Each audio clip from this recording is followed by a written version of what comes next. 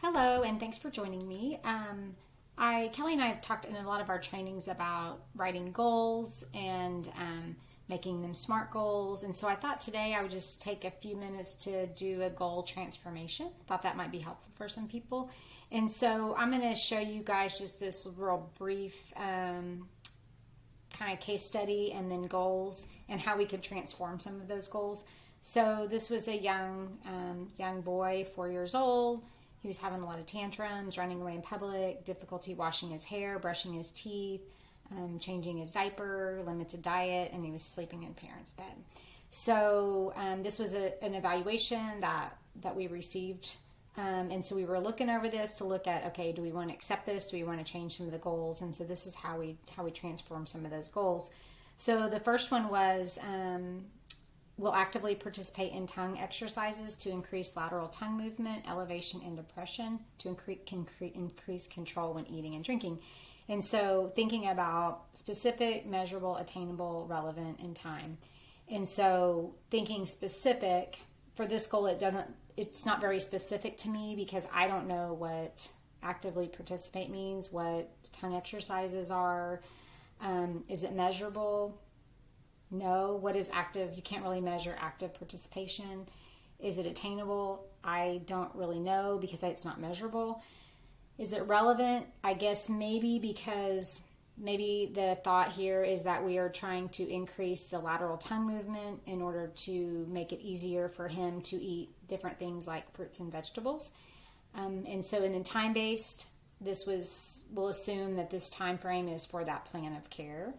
So when I look here and I look to kind of do that goal and going on the thought of that we're going to really wanting him to work on the tongue movements.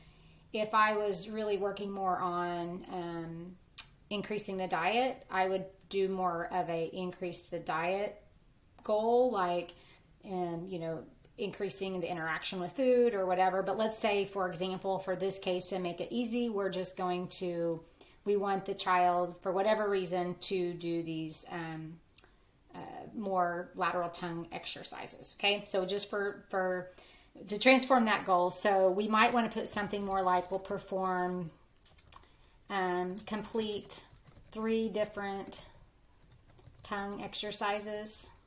And I would want to list those tongue exercises. So list the exercises. This is not my area of expertise, so I would let you guys do that. And then I would put how many. So 2 sets, maybe, I don't even know, 5, just an example. 5 of 7 days per week. And then you could go ahead and put to increase control when eating fruits and vegetables. So we're assuming that it's then by the end of this plan of care. So you can see how that's a little bit different now. We'll complete 3 different tongue exercises. So they'll do 2 sets of 5, these 3 tongue exercises, 5 to 7 days per week to increase control. And you could put as, based on parent report, if you wanted to do that. So if you're wanting them just to do it during therapy, I would put that. But for this situation, let's say we want him to do it throughout the day. Okay, so you see now how it's more specific and it's measurable. So let's look at the next one.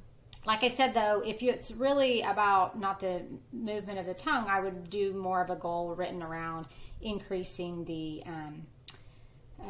variety of their diet. I would write a different goal around that. So then this one I look at, we'll use a tripod pinch on a small crayon with minimal verbal prompting 80% of the occasions.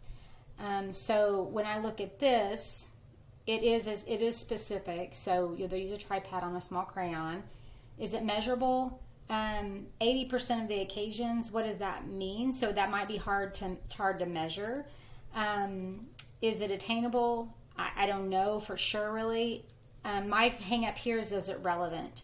So it's not something that you look at that was even a concern of the families. So is it something that we even need to be putting as a goal? So I'm going to skip that one because I feel like it's not relevant for this. So if I was taking on that plan of care, I'd probably take that one off just because the parents, that's not a concern for them. The same with number 3, pincer grasp when picking up small beads and placing in the container. is it relevant? It's not really measurable because 80% of the occasions is kind of a broad goal. Like it's hard to measure 80%. Instead, I would rather do like 4 or 5 opportunities. So I'm making that a little bit more measurable. So instead, what I'm going to do here is I'm going to look at brushing teeth. And because that is something that is relevant to this family, it's something that's important to them. So I'm going to go ahead and show you one that you could write.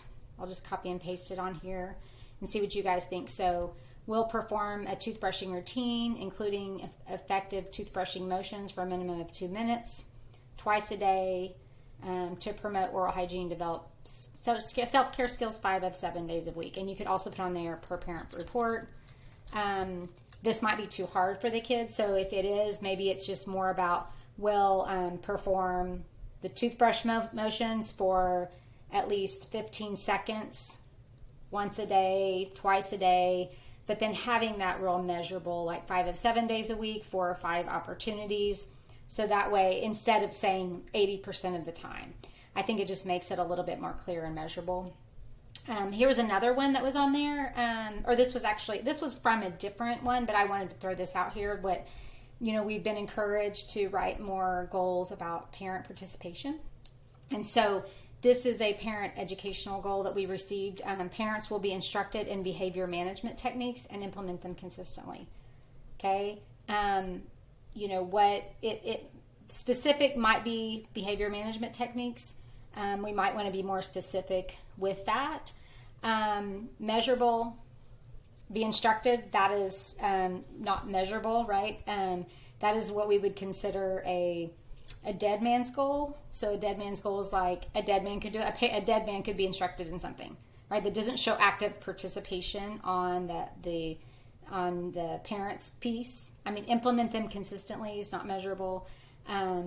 Relevant, it is relevant. It sounds like because they are having maybe trouble from this example of the behaviors out in the community. So instead, you might just limit it more to like parents will identify at least 3 strategies to use when in public to prevent child from running away. And use consistently, that's kind of hard to measure. You could measure it like we'll try 3 different ones so many times per week. I thought maybe this one would be good just to start by them just identifying at least 3. You could put behavioral strategies. And in there you could put like examples like a visual schedule, positive reinforcement, and you could list out the example ones that you're going to do. You could would identify and describe at least 3, or identify certain situations for them to use that. And then you might want to put, within the first 3 months of therapy, you could do that. So that kind of makes it a little bit more time-based. So anyway, here's just a few tips on writing goals. Check out our website for some more, some of our onboarding classes that we have, and some of our recording classes that can help with documentation and goal writing. Have a good day. Thanks.